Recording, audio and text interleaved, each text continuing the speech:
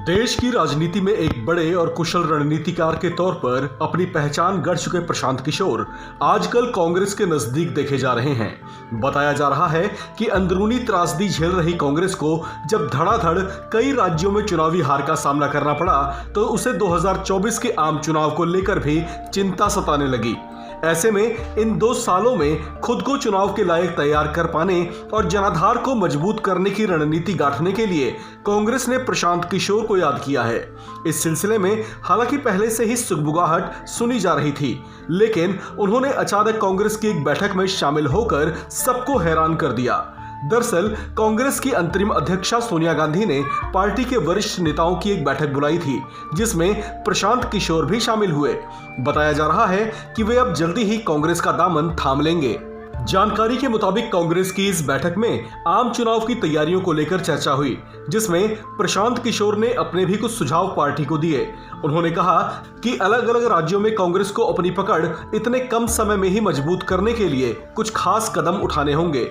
उन्होंने कहा कि सबसे पहले उन राज्यों पर ध्यान देना होगा जहां पर कांग्रेस पार्टी बेहद कमजोर स्थिति में है।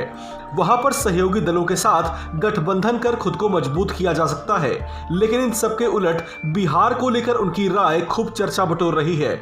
उन्होंने यहां कांग्रेस को आरजेडी के साथ न जाने की सलाह दी। जानकारी के मुताबिक उनका इसके पीछे तर्क ये था कि बिहार में आरजेडी से गठबंधन की वजह से गैर यादव वोटर उससे कट जाते हैं। आम चुनाव में बीजेपी को कड़ी टक्कर देने के लिए कांग्रेस अपने स्तर पर तैयारियां तेज करती दिख रही है। हालांकि देश में अभी आम चुनाव होने में 2 साल का समय बाकी है, लेकिन कांग्रेस इस पर अभी से संजीदगी दिखा रही है। ऐसे में पार्टी हर पहलू से विचार कर रही है। इस बीच बीजेपी के हिंदुत्व के एजेंडे पर भी विचार किया जा रहा है।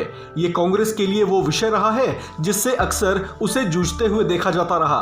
कहीं ना कहीं कांग्रेस ये मानती रही है कि जिन 5 राज्यों में उसकी शिकस्त हुई, वहां भी कहीं ना कहीं इससे जुड़े मुद्दे हावी रहे हैं। ऐसे में सांप्रदायिक ध्रुवीकरण उसके लिए चुनौती का विषय रहा है, लेकिन प्रशांत किशोर इसे अलग नजरों से देखते हैं।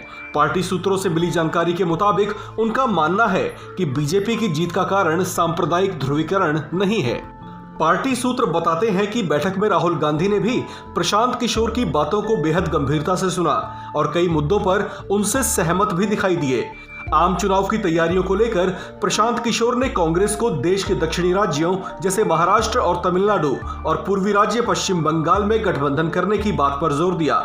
वहीं सूत्रों के मुताबिक उत्तर प्रदेश को लेकर उनकी राय इससे अलग रही। उन्होंने सुझाव दिया कि बेशक यूपी विधानसभा चुनाव में कांग्रेस का प्रदर्शन संतोषजनक ना रहा हो, लेकिन यहां उसे आम चुनाव के मुकाबले में बिना गठबंधन के ही अकेले उतरना चाहिए। गौरतलब है कि प्रशांत किशोर को एक कुशल राजनीतिक रणनीतिकार कहा जाता है। ऐसे में उनका आम चुनाव से पहले कांग्रेस के साथ आना कई मायनों में अहम हो सकता है। चर्चा है कि अब जल्द ही अलग अलग राज्यों के लिए अलग अलग रणनीति तैयार होगी, जिस पर कांग्रेस पूरे जोर शोर से जुटेगी। लेकिन यहाँ चुनौती सिर्फ ग्राउंड लेवल की तैयारियां पूरे करने की ही नहीं है। यहाँ पर चुनौती अलग अलग राज्यों में कांग्रेस की अंदरूनी कलह की भी है, जिससे पार्टी को नुकसान होता रहा है। ऐसे में कांग्रेस बेशक ऑन पेपर अपनी फुल प्रूफ प्लानिंग तैयार कर ले, लेकिन उसे धरातल पर उतार पाना उसके लिए किसी बड़ी चुनौती से कम नहीं होगा। इस खबर में फिलहाल इतना ही। बाकी खबरों के लिए बने रहिए वन इंडिया हिंदी के साथ।